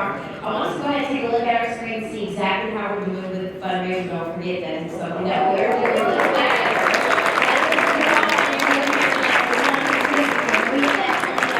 Go ahead and text the number on your screen as well as your name and how much you plan to donate. I am proud to see that number. I hope you all are too, and I hope that by the end of the night, when Freddie comes back up here, that number is pushing right through that. Okay, so let's keep doing that. Next, we are going to be doing scholarship awards. So if you could please go ahead and give your attention back to the screen, and let's go ahead and get to it.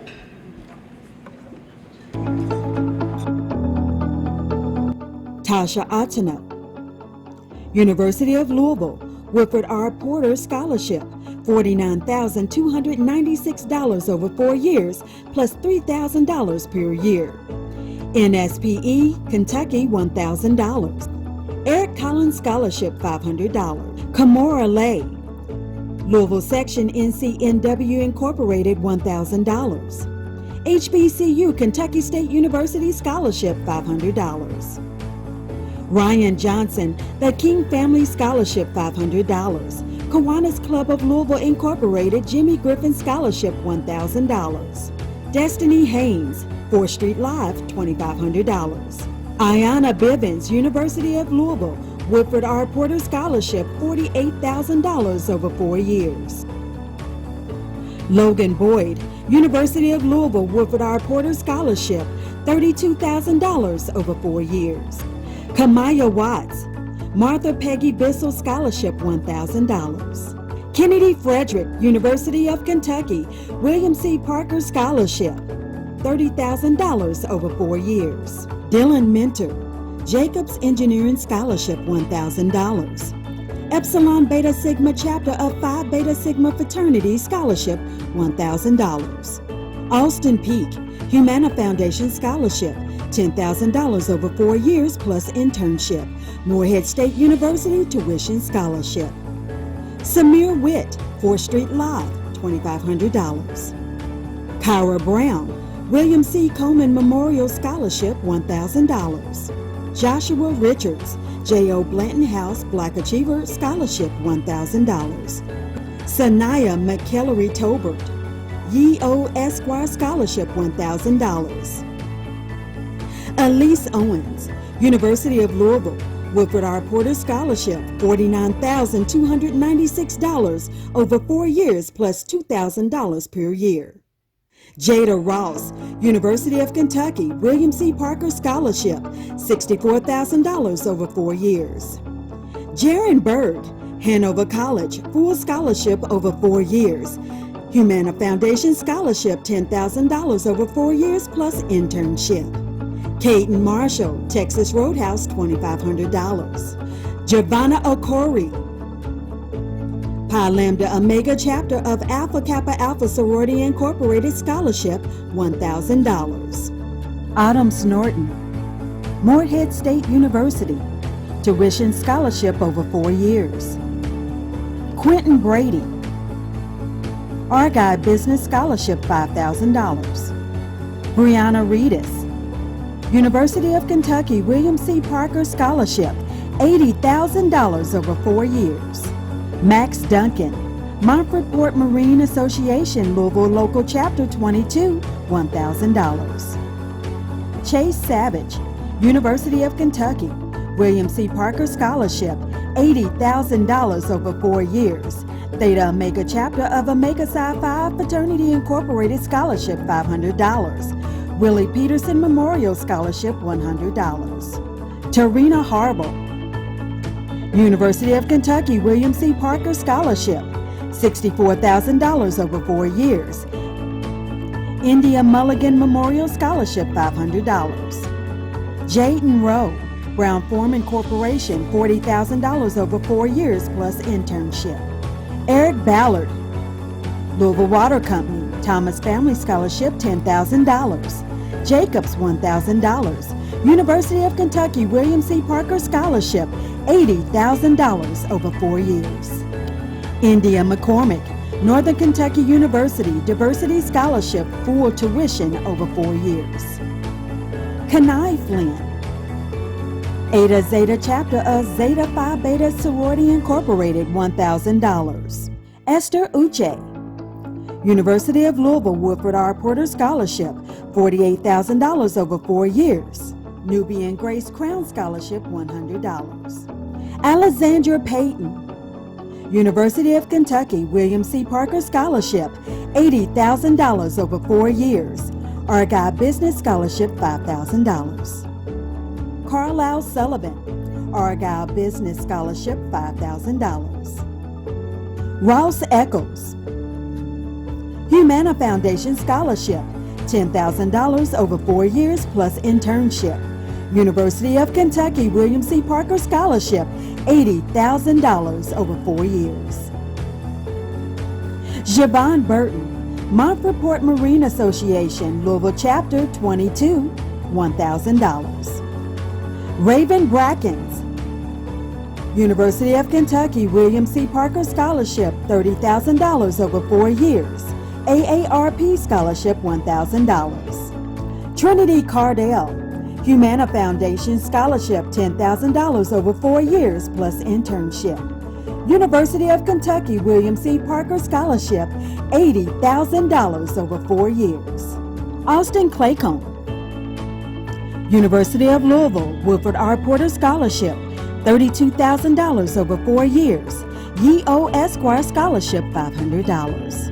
Zara Mosby, Louisville Section NCNW Incorporated $1,000.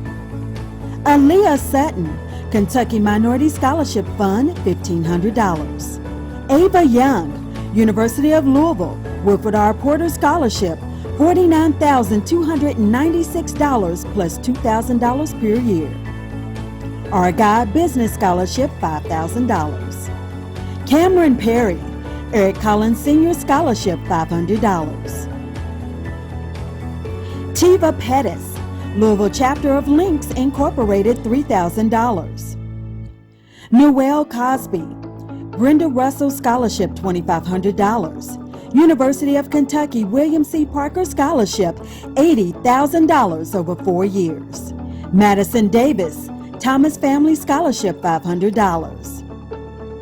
Brooklyn Lanier Eno, Margretta Nash Scholarship Fund $1,000. Journey Abernathy, University of Kentucky William C. Parker Scholarship $64,000 over 4 years. Bellarmine University Finalist List for Tuition Scholarship. Jada Ross, Elise Owens, Destiny Haynes, Austin Claycomb, Alexander Payton, Esther Uche. The MCM Finalist Scholarship plus paid internship. Austin Claycomb, Carly Sullivan. Special thanks to our college scholarship sponsors. Antonia Lucas Scholarship, Argyle, AARP, Bellarmine University, Brenda Russell Memorial Scholarship, Brown Forman, CE&S Foundation Black Achiever Scholarship, Eric Collins Senior Memorial Scholarship, Hanover College, Epsilon Beta Sigma Chapter Phi Beta Sigma Fraternity Scholarship, Eta Zeta Chapter of Zeta Phi Beta Sorority Scholarship, Eta Zeta Chapter of Zeta Phi Beta Sorority Scholarship, 4th Street Live, Humana Foundation, Jimmy Griffin Scholarship, Jacobs Engineering, J.O. Blanton House, Morehead State University, Kentucky Minority Scholarship, Burgess and Nyepel Kentucky Society of Professional Engineers Scholarship, Louisville Chapter of the Links Incorporated Scholarship, Louisville Section NCNW Incorporated, Louisville Water Company Thomas Family Scholarship, Margretta Nash Scholarship, Martha Peggy Bissell Scholarship, MCM, Montford Port Marine Association Louisville Chapter 22, MSD, Northern Kentucky University, YMCA Black Achievers Parent Advisory Council, Pi Lambda Omega Chapter Alpha Kappa Alpha Sorority Incorporated Scholarship, Texas Roadhouse, the King Family Scholarship, Theta Omega Chapter, Omega Psi Phi Fraternity Incorporated Scholarship, Thomas Family Scholarship, April Robinson and Larry Thomas, Western Kentucky University, Willie Peterson Memorial Scholarship, William C. Parker Scholarship, University of Kentucky, William S. Coleman Senior Memorial Scholarship, Woodford R. Porter Scholarship, University of Louisville, Ye-O Esquire. Special thanks to our scholarship committee, Stephanie Dickerson, University of Louisville, Asia Payne, University of Kentucky, Sydney Penn, Northern Kentucky University, Joshua Williams, Bellarmine University, Dr. Christine Fleming, Florida A&M University, Constance Pop, Hanover University, Lynn Johnson, YMCA volunteer, retired Black Achievers Director. She's the Senior Director of Youth Development and the Black Achievers Director. She's going to be presenting some special awards, so please welcome us to the stage. Good evening. I guess it's the hard work is done. I'll come up here, give away some money and a few awards. But first, I just want to take a moment to give God the honor and the praise and say thank you.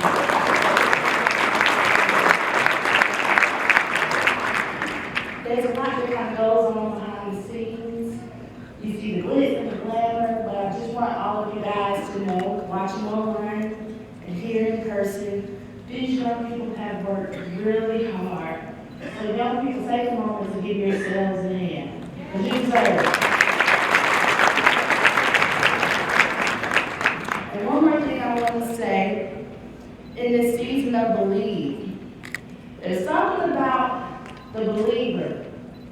I'm a country girl from a place called Columbus, Georgia. For most of y'all, that's Fort Benning, if you're military. And one thing my grandma always did was pray. And she talked to us about having faith and believing. And the thing about being a believer is being a believer gives you the authority to speak to your purpose with authority. Amen. And that's a powerful thing, because life is going to happen. Every single adult in this audience has been hit by life before. But we're all still sitting here today because even though life hit us, we got back up. And all of our young people up here, I want you guys to continue to believe in yourselves. As our guest speaker said, your world changes. So when life tries to knock you down, it might be cheated back and back too. Remember to believe in your purpose, because you already got that dream, so you know where you're going. And now you got that confidence to get there. And the impossible is only impossible until somebody dares to do it. With that, I'm going to give away a few of our special awards. So first, I would like to welcome up some special guests to help me do that. This first award that we're doing is in honor of a special young lady that lost her life way too soon, but she is one of our former achievers. And here at the Achievers, we believe it takes a village to raise an achiever. And so in honor of Miss Antonia Lucas, I'd like to welcome her siblings to present our scholarship named in her honor.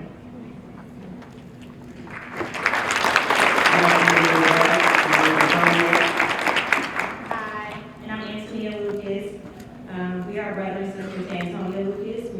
Who is unfortunately no longer with us. TT, who is what she preferred to be called, was a light to the world. She was a person who prided herself on love, education, family, hard work, intelligence, excitement, and service. Antonia was very appreciative of the Black Achievers program and all they have done to help the students access opportunities in their desired career field and to attend and graduate college. Although she was unable to be with us physically, her legacy is continuing to live on in many ways, beginning through her scholarship. This scholarship will help a student like TT attend college while assisting with some of their financial responsibilities. Sadly, TT wasn't able to complete her college journey, but she would love the fact that she was able to help someone else do so. So with that being said, I'm happy to announce that Ms. Ayanna Bevins and Ms. Raymond Brackens have been awarded the TT Scholarship.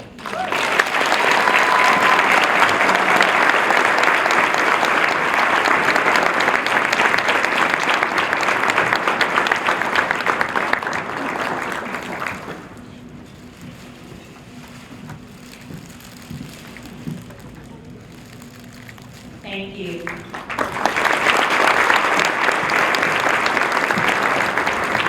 The award is in honor of Ms. Danny Porter, a longtime volunteer of YMCA Black Achievers who also lost her life too soon. However, her impact on the program continues to be seen. From this lovely event that you guys are sitting in, her impact is here. From a lot of the legacies and relationships built.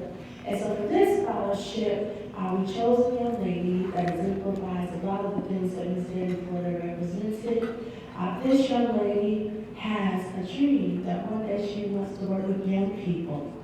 She wants to be an educator, and I do know her to be a wonderful, delightful young lady. So for a scholarship of $4,000, I would like to present Ms. Karina Harville.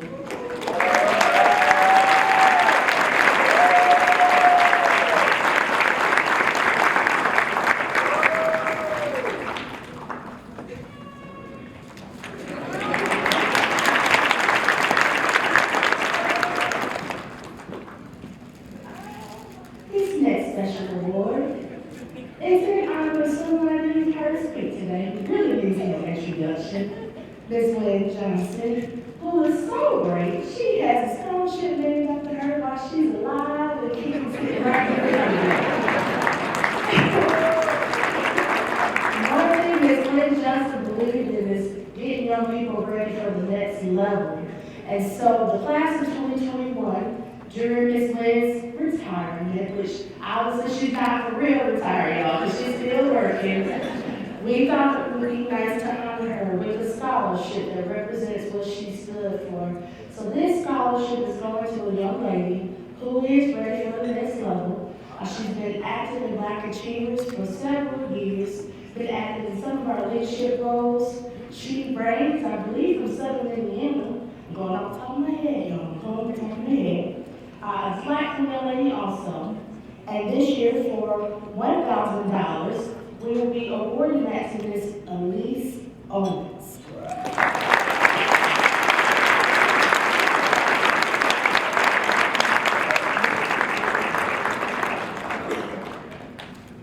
And at least we have an award somewhere, but it didn't make its way up here. That's no problem. And we'll get that to you. Our next award is in honor of our founder here in Louisville, Dr. Walter Barnes, who people in the audience know the champion that he was for young people and for the community. This award goes to a young person who has done community service, been an active member of the Black Achievers Program, and has made contributions to the YMCA. This particular achiever, fun fact, we like to call him a YMCA kid because literally, if you go into our association office, he's from a little bit teeny top. He's on one of our card stocks in the office, literally as a YMCA kid. And so for this scholarship, for $1,000 and the honor of being our Walter Barnes Service Award, that goes to Mr. Eric Ballard.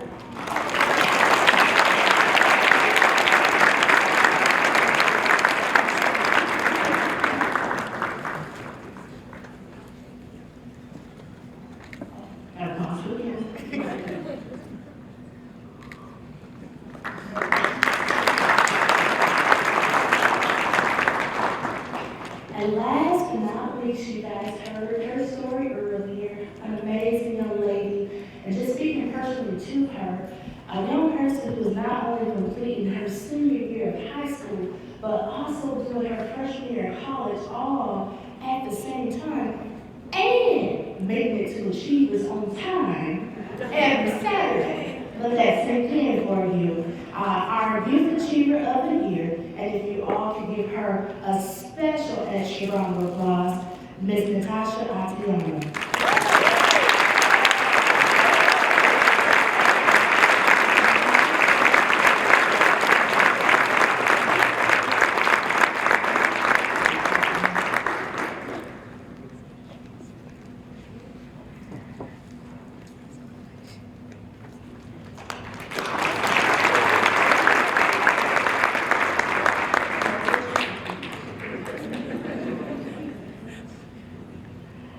And so those are all the awards, but I do just want to say one final thank you to our village. Special thank you to our adult achievers. I'm looking at y'all, I'm memorizing faces. And as Ms. Kim said, we expect to see you come time for volunteering. And so these young people up here, they're nodding their heads, you're a part of our village. So thank you for joining our Village Adult Achievers. Thank you to all of you in the audience for supporting our young people.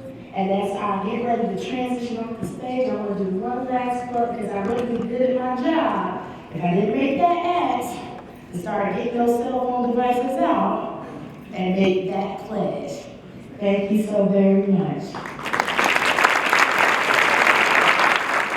And next we have coming to the stage Mr. Freddie Brown. He is Vice President of Diversity, Inclusion, Global Perspective, and Executive Director for Chestnut Street Family YMCA. Please welcome Mr. Freddie Brown.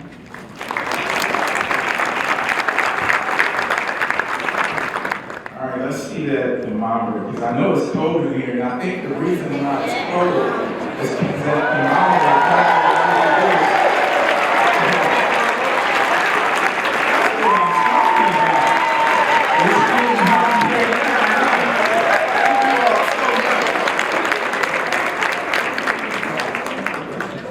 Well, so I don't even get to do my job. I can just go sit down. So what I do want to say is I started my YMCA career out 25 years ago this month as a Black Teach Director. And there's nothing more special. And it's still my first love. Because when you look at the product it produces, when you look at the fruit of the labor of the folks that volunteer on Saturdays, and the young people that are willing to give up of their time on a Saturday, and the sponsors that are willing to support and provide the resources, as well as the donors at our companies that are supporting like they have, as we saw on that thermometer. All those things go together and create a very special product, unlike any I've seen anywhere else. I work for our national YMCA programs across the world that we piloted to see how it would impact communities. And still to this day, I've seen nothing like YMCA Black Achievers and the impact that it has, not just on the young people, but on the community, because it brings people together in a special way. I've seen people come and become couples through the program. It's just, it's so important, so wonderful, so amazing. And so, young people, go be great. Go be great. Be world changers. To our adult achievers, we do expect to see you. So you got a few months before you can start, because technically your year begins when the school year begins. However, you know, we don't mind if you come on down at our next session, which will be the second Saturday in March. I don't know the date off the top of my head. March 11th. Feel free to show up at the Chestnut Street Family YMCA, March 11th. But this has been a wonderful evening. I thank you all so much for making my job easy. I'm kind of a little upset. Truth be told, can I keep it real? I kind of like coming up here and holding you hostage until we get that done. I kind of like it. And so, you know what? So today is my birthday, so I do appreciate you all singing my birthday with me. I wouldn't, 30 years ago, I wouldn't have said that this is how I want to do my birthday, but you know what? There's no other way, better way to sing birthday to you. Happy birthday to you. Happy birthday, dear friend. Happy birthday to you. Thank you all. Now, who else gets to have this many folks singing happy birthday? How awesome is that? God is good. And as one that just knows that their life is where they are because of God, who actually took a role with the ride because that's where I felt God was leading me. And to be able to have the opportunity to see things like this happen, I just feel blessed. And you all have blessed us by your presence. You all have blessed us with your support. You have blessed us in such a mighty way. Thank you so much. We've got one more? Closing us out. I have closing remarks and I have one more person. All right, so we almost go home. Thank you so much. God bless you.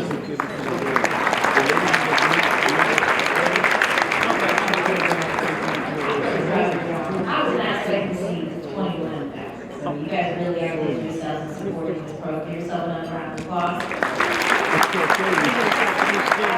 The ceremony has been an honor. This is actually the first time I've ever hosted an event, and I hope to be able to do it again in the future. So I'm glad to have it before we close out and introduce one last person. I inadvertently wasn't able to announce 3 people who are our adult achievers. So I want to give you all an opportunity. Mr. Maurice Smith, Gail Tompkins, and Holly Turner. And I didn't call your name earlier. I will obviously stand up. You all the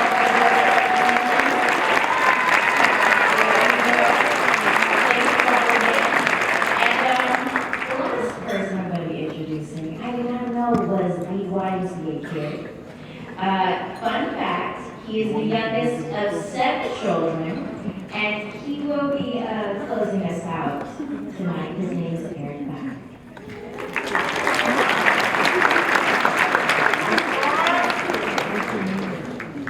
Good evening, everyone. My name is Eric Bauer. I'm a graduating senior at the best school in the state, DuPont Manual High School.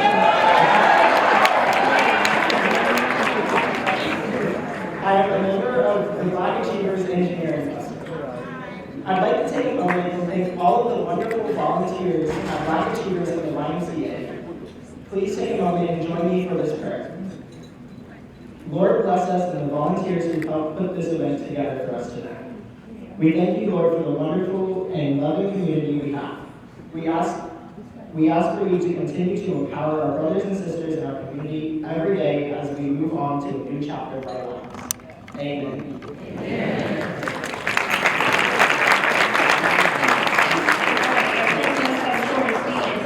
We thank the Lord for bringing us here to the closing of this, the 44th annual Black Jesus